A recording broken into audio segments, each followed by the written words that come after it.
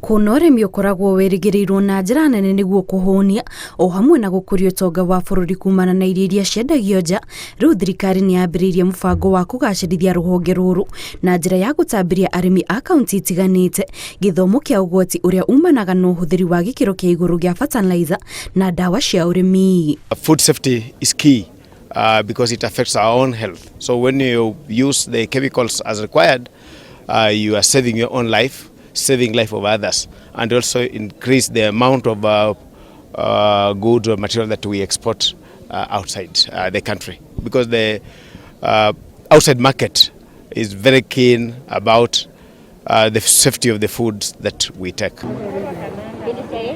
Mũbango ũyũ ũkĩrugũrio kaunti-inĩ ya Meru, gavana wa kaunti Kiraito Murungi augĩte nĩ ũgũkorwo na ũguni mũnene na makĩria kuona atĩ ũthuthuria wĩrĩga gũtabanio kaunti-inĩ ĩyo wonanagia atĩ namba nene ya aikari nĩ ĩgũmĩirwo nĩ thĩna wa kansa ya mũmero, ũndũ ũrĩa ũrekwĩrwo ũcũngĩrĩirwo nĩ andũ kũmenyera kũrĩa irio ihuhĩrĩtwo ndawa nyingĩ. Meru, we are number 2 in the prevalence of cancer, and that cancer is usually cancer of the alimentary canal.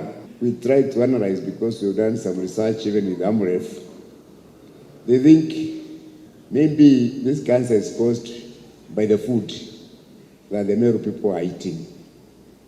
And so these food safety issues could be a very big issue here in my county.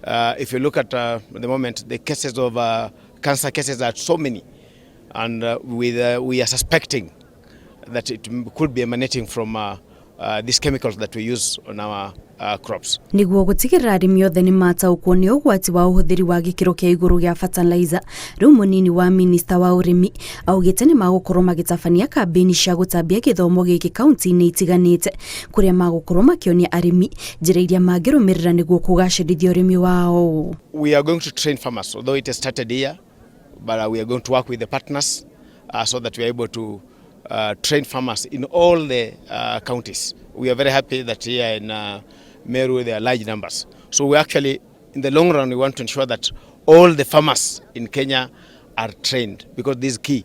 Gĩthomo gĩkĩ oho gĩtanyĩtwo gũteithĩrĩria harĩ kuongerera irio iria ciendagio thoko-inĩ ya nja wa bũrũri, kuona arĩmi nĩ magũkorwo magĩbundithio ciĩgiĩ ikĩro itiganĩte iria ciĩtĩkĩrĩkĩtio nĩguo mabũrũri mangĩ mamagũrĩre magetha mao.